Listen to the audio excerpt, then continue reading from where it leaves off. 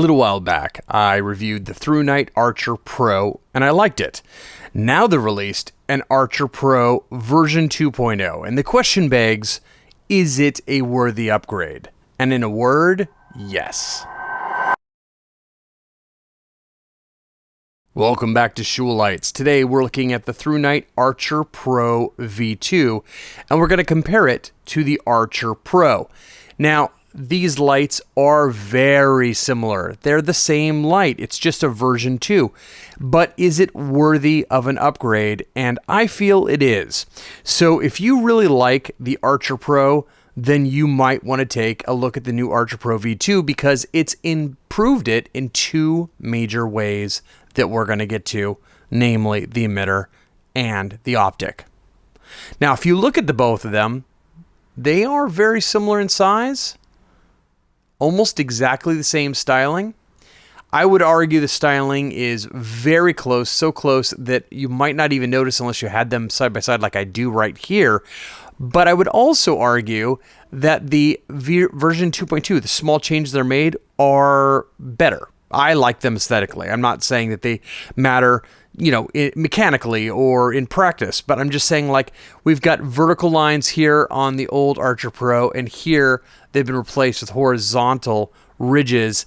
And then on the body here, we had this really light milling that goes like this on both of them. And we had these vertical lines on the old version, and on the new one, they are gone. So what it means is it's a more streamlined look on the new one that I think feels better in hand.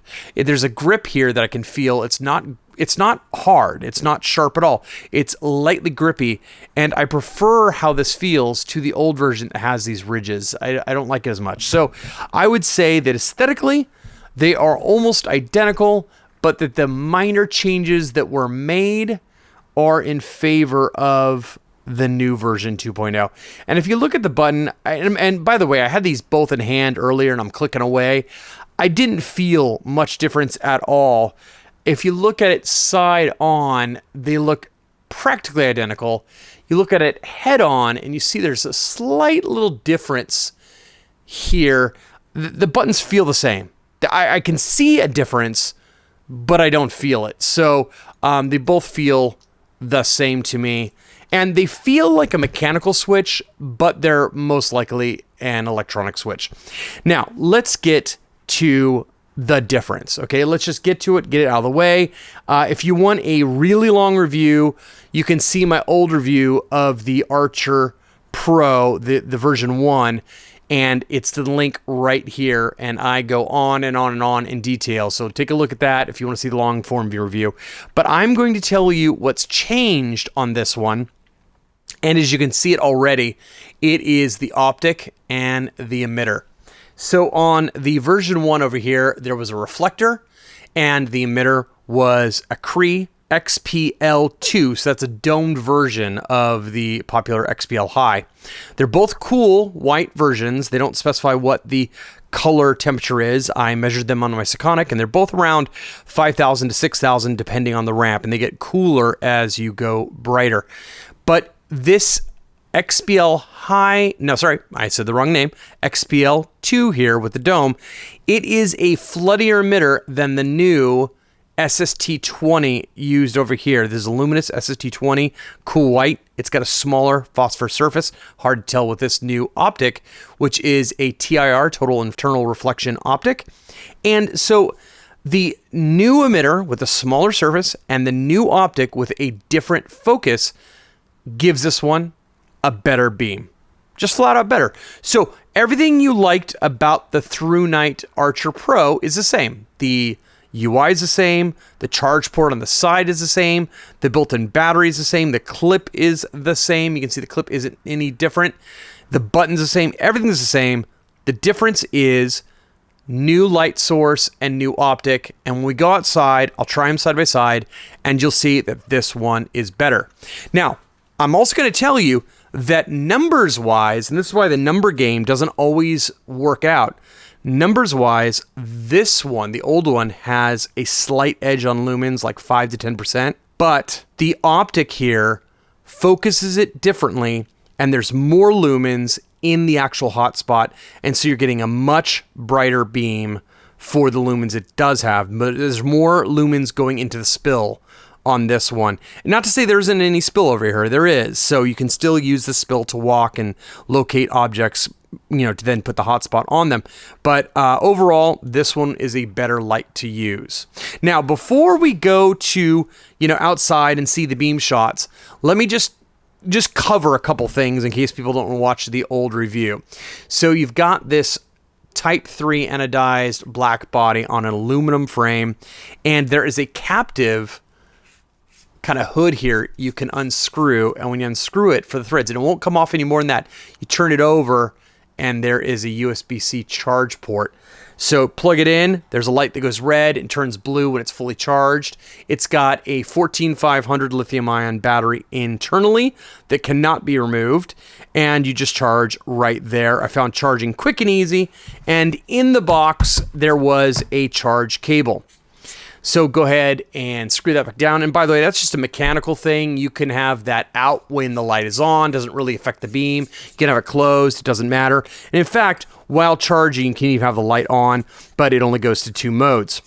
Now, when you go to use the UI, and I'll show you that really quickly, you just click once and it turns on. Then it's got a infinite ramp, right? So you press and hold and it's getting dimmer. Let me go and focus on my mat. And then when you press and hold, it goes the next direction. Oh, I'm still going dimmer. There we go. It blinks when it's at the bottom of a ramp. If I click again, it'll go brighter. There you go. And then when it hits top of ramp, it blinks again to let you know it's a top of ramp. Now, from low to high is a range, and there is a moonlight beyond that range, so lower, and a turbo higher that range. So for example, if I click it on, and let's go all the way to the bottom. And by the way, something about the ramp there. The ramp is memorized, so if I was going up last, even when I turn the light off, when I hit the button again, it then goes down. So every time you hit it, it just reverses direction.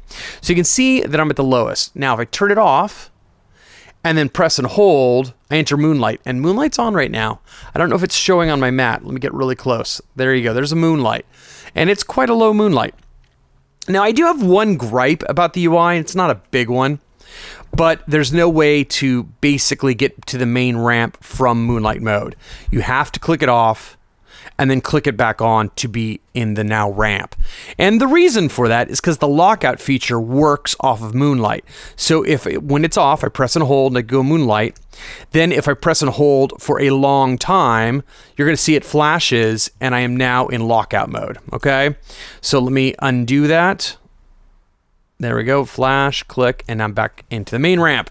Now, from the main ramp, at any time you can double click to go to turbo. Okay. One click will then turn the light off, which I prefer.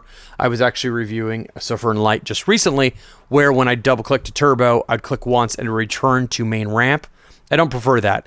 I think one click should always turn it off. So the UI is a winner in my book. Okay, got my video lights on. I'm going to turn them down a little bit. There we go. Now hitting 0.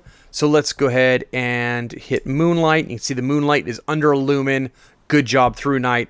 Let me click it off. Let me click to the main ramp. Now I'm somewhere in the main ramp. Let me go ahead and ramp down to get to the bottom. So bottom of ramp is 13 lumens.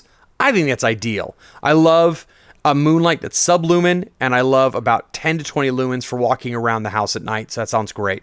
Then you've got an infinite ramp, so I can just, stop anywhere I want. And remember that every time you click it, it reverses direction. So I'll go up a little bit more, stop there. So I'm stopping at 200 lumens. Click again, I'm going down. Click again, I'm going back up. And it will stop at 450 lumens. So this high in the ramp of 450 lumens will sit there for 4 minutes. And after 4 minutes, it will step down to 140 lumens for the duration of the remainder of the battery. Now, when I'm at this 450 lumens, I can double click and you see I get to 900 lumens. I actually hit 950 lumens at 0 when the battery was fully charged, right when I got it off the charger there. And notice that it's not dropping very fast. So there it goes. Now thermally it's dropping a little bit. And notice that the way that the turbo works, you should get about, let me double click. So there we go. You should get, well, it's thermally hot right now. I've been playing with it. But from cold, you should get about a minute at that 900 lumens, 900 to 700 lumens, depending on the temperature. And then it'll start dropping rapidly. All right, let's do some beam shots with the old Archer Pro and the new Archer Pro V2. So I'm going to start out by showing that the Archer Pro here, this is the version 1, you can see how there's a hot spot in the middle, but then quite a lot of, you know, light around it. And if I switch to the V2, you can see that the hot spot is really concentrated and there's a lot less spill around the hot spot. So let's take a look on turbo now. So I'll click on the old Archer V1, go to turbo, on that tree right there, and you can see that on that tree how there's a lot of extra light on the pavement in front of me. Whereas if I go to the new V2, you can see how it's pretty much all on that tree. And that is really the tail of the tape here. And let me do this for the aerial shot. I'll go along the pavement towards the end of the street. So you can see how that beam shape looks and what the spill's like. And this is on the V1. Now let's go to the V2 here and we'll do the same thing. And you can see how much different that beam is. It's much more concentrated. Now I will point out that, and let me tilt down a little bit for this, that on the V1, you can see that hot spot I'm talking about and then tons of spill. Look at on the V2 and you can see, let's see if I can see it. A little hard to see on my video right now, but you'll definitely see this on a white wall, that around the initial hot spot, there is kind of a dark ring right here. There's a little dark ring in it. It's not objectionable. I just want to point out that the optic does have kind of a dark ring between the center hot spot and then the corona before it gets to the spill. Let's look at the V1 on this tree right here, which is 20 meters, and this tree over here, which is 55 meters. And let's take a look at the V2 on that tree and then over here. And the difference is so pronounced. Look how much brighter on that tree the V2 is than the V1. Now let's take a look at 150 meters in the back there. And this is the V1. Now let's do the V2. Oh, there's just no comparison. The V2 is so much more concentrated and brighter.